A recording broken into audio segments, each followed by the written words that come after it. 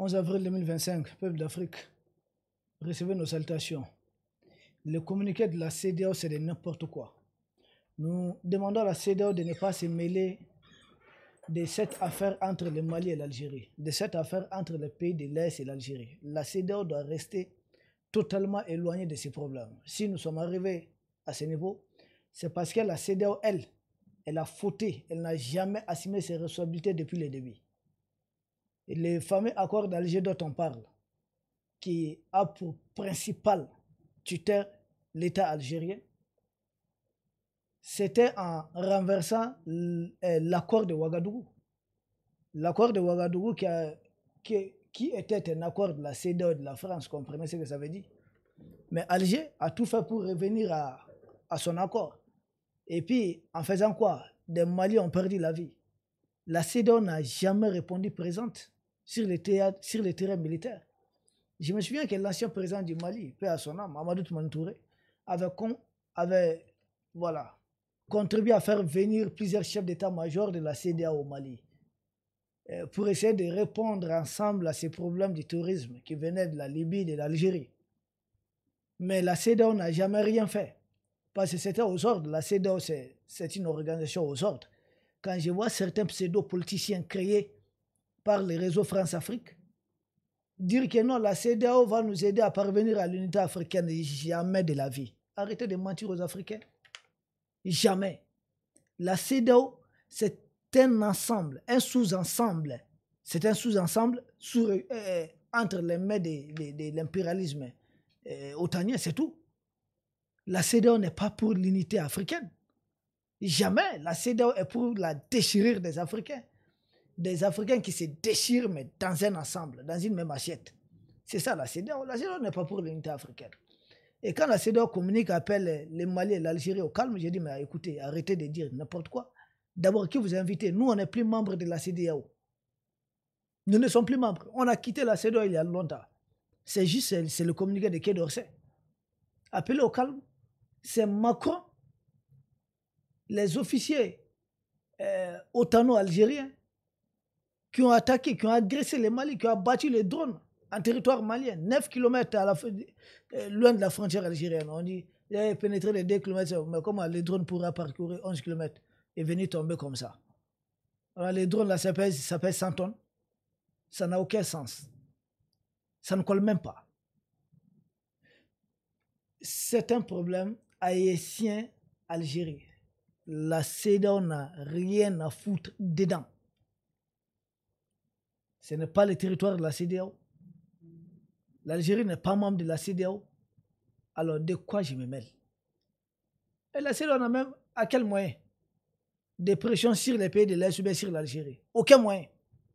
Et quand vous faites un communiqué, vous envoyez dos à dos. Et puis, plus grave encore, dans leur fameux communiqué, ils appellent au calme le Mali et l'Algérie.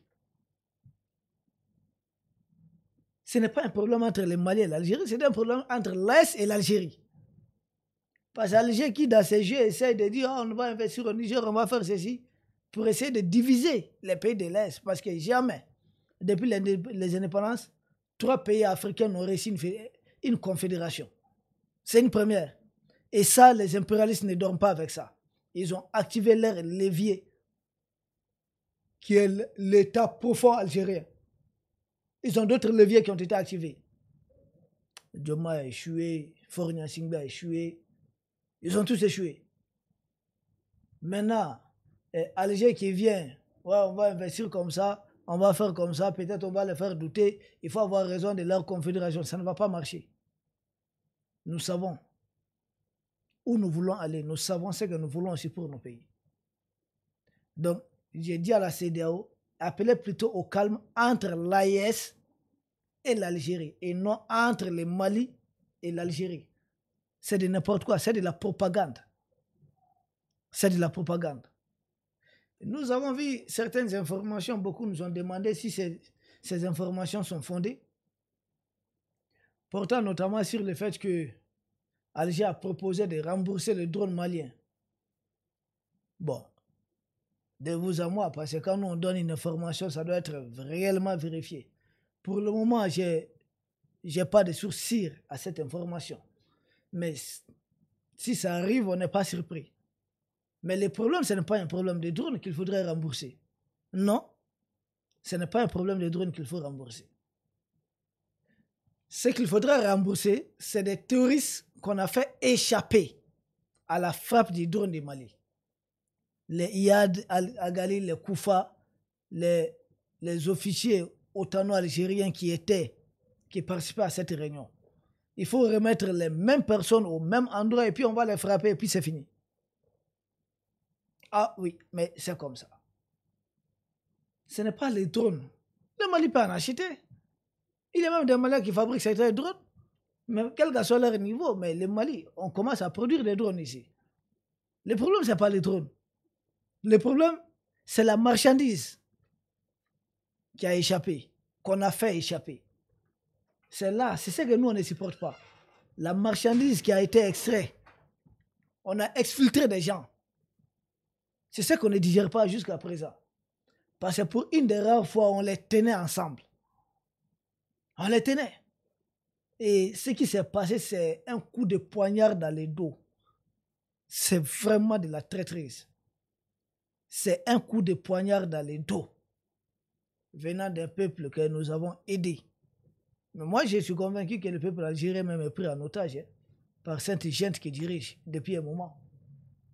Qui a fait le coup d'État contre les islamistes qui avaient gagné les élections, les législatives à peu près 46 ou 48%, qui étaient largement arrivés à la tête, et que l'armée a fait le coup d'État, mettant le président Boudiaf au pouvoir, qu'on va faire assassiner quelques mois après. Et sombrer le pays dans une guerre civile qui a fait plus de 150 000 morts. C'est trop. C'est comme ça. Et aussi, ils appellent d'autres pays des gens ou bien des clics. Vous êtes une clique. On va s'appeler à Mamara, on est Droma, homonyme. Nous sommes des homonymes. Donc je ne peux pas aujourd'hui confirmer ou infirmer cette information qu'Alger a demandé. Mais si ça arrivait une fois de plus, je ne suis pas surpris parce que c'est de leur habitude. Chaque fois, c'est gonfler, ensuite essayer de revenir à la raison. Je ne serais pas du tout surpris si ça arrivait. Mais je vais dire une seule chose. Et je suis très précis là-dessus. Nous, notre problème, ce n'est pas un problème de drone. Notre problème, c'est des gens qui ont échappé à la frappe de ces drones.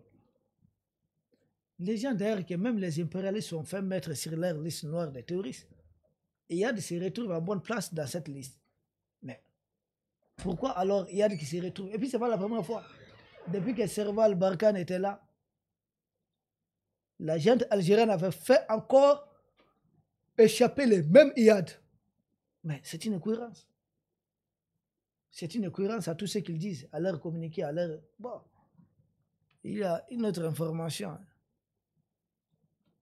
que les gens nous ont aussi demandé s'il y a des discussions en cours. Pour le moment, moi, je pense qu'il n'y a pas de discussion parce que dans la logique dans laquelle nous sommes actuellement, il faut aller au bout de la confrontation, il faut vraiment établir le rapport de force. Nul n'a intérêt à la guerre, les deux parties, ce qui doit être compris par les deux parties. Oui, c'est ce qui doit être compris par les deux parties, que nul n'a intérêt réellement à la guerre.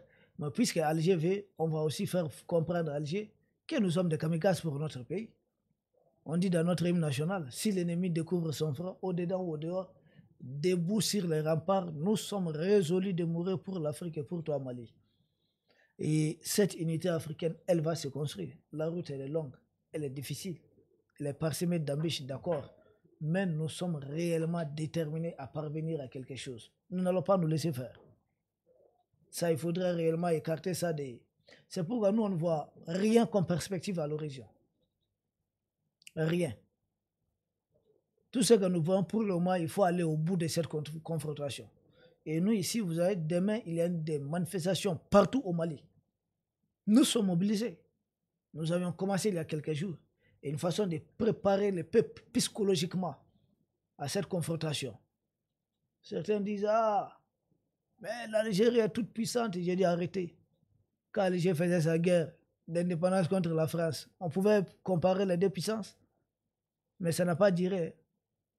Au bout de 6 ans, tout au plus 8 ans, la France est une grande puissance, même dotée de l'arme nucléaire, a été contrainte de reconnaître l'indépendance d'Alger, de négocier les accords d'Évian. Et c'est comme ça. Face à un peuple déterminé, on peut vaincre une arme, mais on ne peut jamais vaincre un peuple. C'est pas vrai. L'oncle Sam avait son armada. On ne va pas parler de la puissance quand même militaire américaine, plus combien de pays de l'OTAN. Ils étaient en tout un truc de 33 pays en Afghanistan face aux bergers afghans. Ça finit comment? On va parler du Vietnam. La détermination d'un peuple vient à bout de tout. Et dites-vous, si la détermination du peuple malien a raison de la junte algérienne, coiffée aujourd'hui par les impérialistes otaniens, ça va donner quoi? Ça serait quoi les résultats? La dislocation. Ah oui, parce que les Kabyles là ne vont pas s'arrêter. Il n'y a pas que les Sud-Algériens. C'est des gens qui ne vont pas s'arrêter. Et il y a d'autres freins. Il y a des pays aussi tout autour de vous qui veulent récupérer certaines de leurs régions. Le Maroc a 2 régions à récupérer avec vous.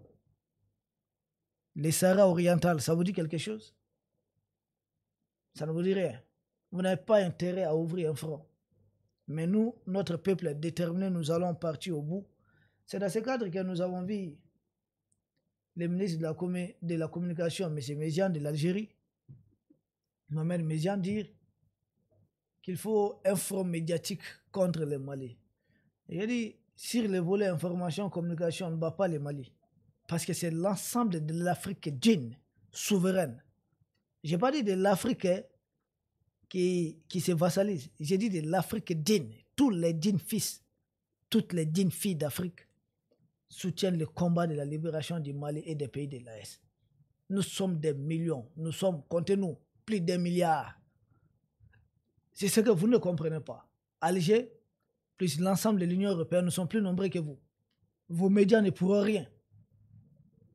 Ne pourront rien. La guerre de l'information, de la communication, demandez à M. Ouattara comment ces gens ont mordu la poussière. Aujourd'hui, ils disent qu'ils soutiennent tous Alger. Votre front, c'est quoi? Les microbes ouattariens. Et vous, les trolls tébouniens, les impérialistes, vous faites front ensemble avec France 24 et autres, avec vos médias, contre les pays de l'Est, mais vous ne faites pas le poids. Allez dans n'importe quel truc, lisez les commentaires, vous allez comprendre que nous sommes les plus forts, nous sommes les plus nombreux. Notre force est notre nombre. Appeler à un front médiatique contre le Mali, c'est tout simplement démontrer sa faiblesse. Sinon, vous avez besoin d'appeler à un front médiatique. Pourquoi vous ne le faites pas contre le Maroc? Parce que cette fois-ci, vous êtes très mal barrés. Oui, on a vu des Africains, des Noirs africains, dire qu'ils soutiennent l'Algérie contre le Mali. J'ai dit, vous n'avez rien compris de ce monde. Vous n'avez rien compris des conflits en cours dans ce monde. Nous sommes dans ce qu'on appelle choc de civilisation. On dit régulièrement que non, les impérialistes veulent tout simplement le pétrole africain et autres. Ce n'est pas que ça, c'est parce que nous sommes africains. Il y a des pays européens qui ont du pétrole, qui ont du gaz. Pourquoi ils ne sont jamais envahis? Pourquoi la Norvège n'est pas envahie par les autres pays européens? Parce qu'ils disent qu'ils appartiennent à une même civilisation. Et qu'ils ont un autre regard sur nous autres, nous de l'Afrique subsaharienne. Et il y a des gens qui ne comprennent pas, qui disent lâcher un pays d'Afrique subsaharienne en faveur d'un pays d'Afrique. Non, attendez, je ne vais pas assez parler. Vous n'avez rien compris. Les mêmes là, les gens que vous dites vous supportez là, demandez ce qu'il faut à vos ressortissants là-bas. Demandez, on peut être méchant comme ça, qu'on ne comprenne rien, qu'il y a un problème entre le président Assimi Ouattara, d'accord, mais moi je ne vais jamais supporter un tour algérien contre un Ivoirien. Pourquoi je vais le faire? Jamais de la vie je vais le faire. Pourquoi? L'Ivoirien, là, qu'on soit d'accord ou pas, il reste un Africain. Il reste un Africain d'Afrique subsaharienne aussi. Attendez, vous n'avez rien compris. On peut être limité à ce niveau, et puis vous dites être instruit. Et vous ne comprenez même pas ça. Vous ne comprenez rien des notions de ce qu'on appelle les chocs de la civilisation. Et lisez les livres de ces messieurs de la CIA, Antitong, ce qu'il a écrit sur les chocs de la civilisation. C'est là que vous allez comprendre. Pourquoi ces mondes-là, c'est les chocs des civilisations. Dans ça, vous avez des chocs idéologiques. Vous avez d'autres chocs. Pourquoi la Chine défend la Corée du Nord bec et ongle? Pourquoi les États-Unis défendent la Corée du Sud bec et ongle? Vous n'avez rien compris. Vous voulez vous mettre au bas de l'étage. Bon, de toute façon, si ça peut vous soulager, vous faire plaisir, allez-y. Donc nous allons vous botter ensemble. Mais je rappelle à ces mêmes trolls-là, à ces mêmes microbes ouattariens, que lors de la guerre de l'Algérie, et je pense que les Algériens connaissent l'histoire, vous oubliez, que l'Algérie a été aidée aussi en grande partie à partir du port de la Guinée. Guinée, Mali, Algérie. Guinée, Mali, Algérie. C'était ça le front sud. Bouteflika, le président algérien, avait sa maison à Gao. Il s'appelait ici au Mali Abdelkader le Malien. C'est ça son nom de code. Les Algériens savent comment ils ont été aidés dans leur guerre de libération par les Maliens. Mais ils savent aussi comment les blocs de Mouronvia, où vous vous retrouvez Houphouët-Boigny et Adema. Bon, à l'époque, Adema n'était pas encore venu au pouvoir, mais comprenez ce que ça veut dire. Après, il va rejoindre Houphouët-Boigny. Parce que Adema, quand il arrive aux affaires dans les années 1965, il rejoint tout de suite la tendance Houphouët-Boigny. Mais les blocs de Mouronvia, où vous avez Houphouët-Boigny, Léopold Sédar Senghor, ont soutenu les Français contre les Algériens lors de la guerre d'Algérie. On soutenait les Français contre les Algériens. Quand nous, on soutenait les Algériens contre les Français lors de la guerre d'Algérie. Et si vous dites aujourd'hui, vous les aimez, les gens comprennent. Tout ce que vous allez faire, vous n'allez jamais sauver la tête de M. Alassane Dramane Ouattara. Non.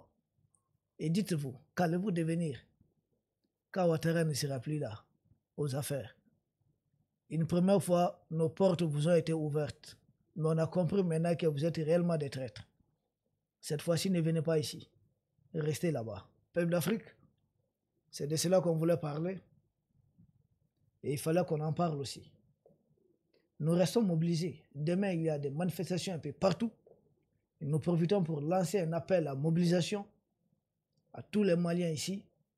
Et même les Maliens de l'étranger vont aussi se mobiliser en soutien au Mali contre cette agression de la junte otano-algérienne.